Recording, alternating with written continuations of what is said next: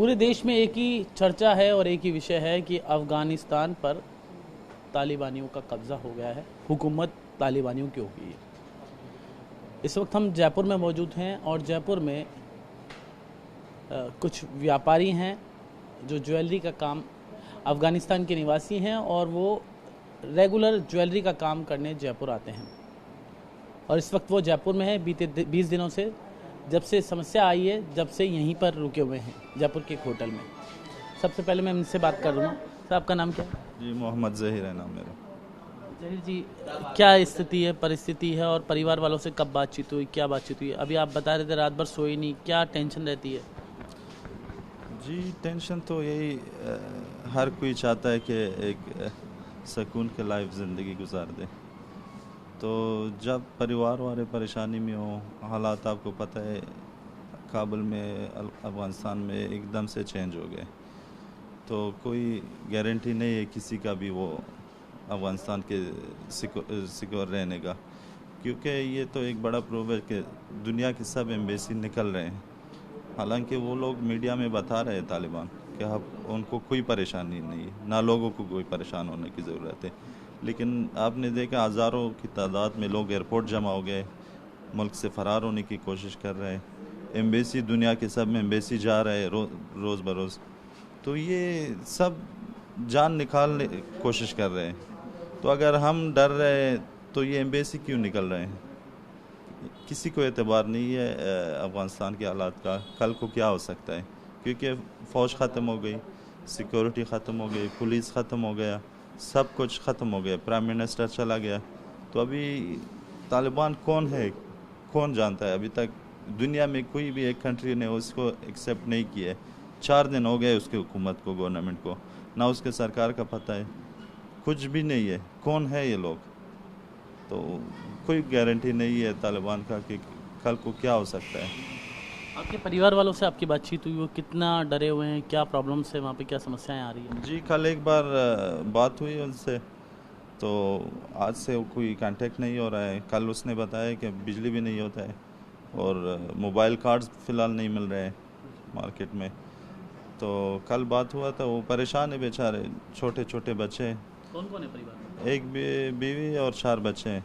बड़ा बेटा 13 साल का है, बाकी उससे छोटे हैं। तो सब डरे हुए हैं। तो कह रहे पापा हम क्या करें, आप क्यों नहीं आते हो या हमको क्यों नहीं लेके जाते हो? स्कूल बंद पड़ा हुआ है, तो टीचर्स नहीं आ रहे स्कूल, कोई भी सरकारी आदमी, बैंक्स बंद पड़े हुए हैं। तो क्या बनेगा इस कंट्री का? तो परेशानी तो होती है। यकीन करो कि रात को हमको नींद नहीं आता, 3-3, 4-4 बजे तक टेंशन, यही खबरें देखते रहते हैं कि क्या होगा, अफगानिस्तान के फ्यूचर क्या होगा। तो अभी फ़िलहाल हम इधर ही हैं।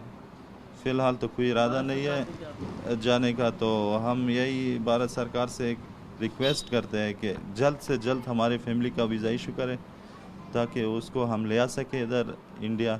इंडिया एक सेफ़ जगह है और हम रह जाएंगे जब तक अफ़गानिस्तान के हालात ठीक ना हो। अफ़गानिस्तान के हालात ठीक हो जाए, सब अपने कंट्री से प्यार करते हैं, मोहब्बत करते हैं, दिल लगता है। परदेश में किसका दिल लगता है? बिज़नेस के सिलसिले से आते हैं, 10-15 दिन गुजारते हैं, फिर अपनी कंट्री जाना पड़ता है। एक सवाल है, आप व्यापारी हैं, लगातार व्यापार कर रहे हैं, भारत अफगानिस्तान के बीच में आते जाते रहते हैं, ज्वेलरी का व्यापार है और जयपुर जेम्स एंड ज्वेलरी में पूरे विश्व में प्रसिद्ध है। भारत सरकार ने क्या सुगमता ऐसी लाई थी अफगानिस्तान सरकार के बीच में, क्या कोलिब्रेशन था जिससे आपको लाभ मिला और क्या वहाँ पे आपको व्यापार मिला जब कोलिब्रेशन भारत सरकार और अफगानिस्तान के बीच में थी, क्योंकि भारत ने एक बड़ा इन्वेस्ट वहाँ पे किया है? जी, ये तो सिर्फ हमारे बीच नहीं था। जैसे हमारे जेम्स एंड ज्वेलरी का ड्राई फ्रूट का काम था, ये फ्रेश फ्रूट का काम था और बाकी बहुत बड़ा इन्वेस्टमेंट था इंडिया का अफ़गानिस्तान में, अफ़गानिस्तान के ब्राइट फ्यूचर के लिए। तो अभी हमको फ्यूचर में ये ताल्लुकात ख़त्म होते हुए नज़र आ रहा है, क्योंकि एम्बेसी आ गया है इंडिया का। कल को हम फिर ये काम जो कर रहे हैं, ये हमारा काम भी एक किस्म से स्टॉप हो जाएगा। अगर हम अपनी कंट्री जाए, दोबारा आ नहीं सकेंगे, वीज़ा नहीं मिलेगा, तो सब कुछ जैसे ये नाता टूट रहा है। तो हम कोशिश करेंगे कि दोबारा हालात ठीक हो जाए, इंतज़ार करेंगे और क्या कर सकते हैं। क्या आपको ऐसा लगता है, आपका नाम क्या है पहले, सबसे पहले क्या आपको ऐसा लगता है कि जो आपके राष्ट्रपति थे वो पहले भाग गए, अमेरिकन, किसकी आप गलती मानते हैं इस पूरे एपिसोड में, और अमेरिकन फोर्स पहले चली गई? मेरा नाम शम्स है जी। हमारा प्रेसिडेंट भाग गई और इसका सब रिस्पॉन्सिबिलिटी वर्ल्ड वाइड का होता है, क्योंकि ये नेटो अमेरिका जितने देश सपोर्ट कर रहे थे, एकदम अचानक उन लोगों ने भाग गया। और वो लोग समझता था कि तालिबान एक टेररिस्ट ग्रुप है, तो उन लोगों ने कैसे इनको अंदर आने दिया। तो world wide specially America responsible for this situation. आपकी परिवार की क्या सिचुएशन है बातचीत की, और तालिबान और पर तालिबान का अफ़गानिस्तान पर कब्ज़ा है, क्या हालात है? आपकी बातचीत हुई होगी, परिवार में कौन कौन है? परिवार में मेरा वाइफ है और 5 बच्चे हैं। हालत बहुत ख़राब है क्योंकि वहाँ पे स्कूल्स बंद पड़े हुए हैं और कोई घर से बाहर नहीं जा सकता है। मैंने जिस तरह पहले भी आपको बताया, मेरा तक 13 साल का एक बेटी है। 3 दिन से उसने कहा खाना पीना कुछ भी नहीं किया। क्या नाम है बेटी? मरियम।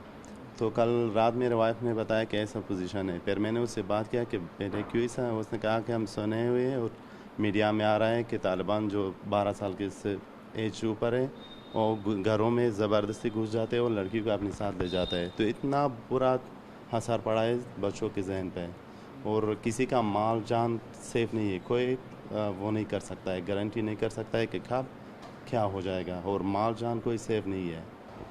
आप देख सकते हैं कि ये व्यापारी हैं, जयपुर में व्यापार करते हैं, तकरीबन कई सालों से ये आ रहे हैं। जेम्स एंड ज्वेलरी का जयपुर में व्यापार करते हैं, जयपुर से अफ़गानिस्तान आते जाते रहते हैं। अब खौफ में हैं। इन्होंने बताया कि रात भर ये सोए नहीं हैं, और इनके परिवार के बीच किस तरह का खौफ का मंजर है कि हर समय डर बना रहता है। हर समय इनकी बच्ची ने 3 दिन से खाना नहीं खाया है, और ये अब भारत सरकार से उम्मीद करते हैं कि भारत सरकार उनकी मदद करेगी, और ये अपनी फैमिली के साथ भारत में ही बसना चाहते हैं। कैमरा पर्सन शक्ति के साथ जितेश जेठमलानी, TV9 भारतवर्ष, जयपुर, राजस्थान।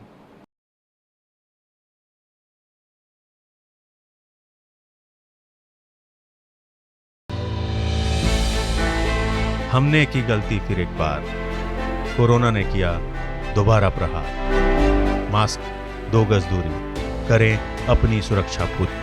कोरोना टीका हम सबको लगाना है, मिलकर साथ समझदारी से कोरोना को हराना है।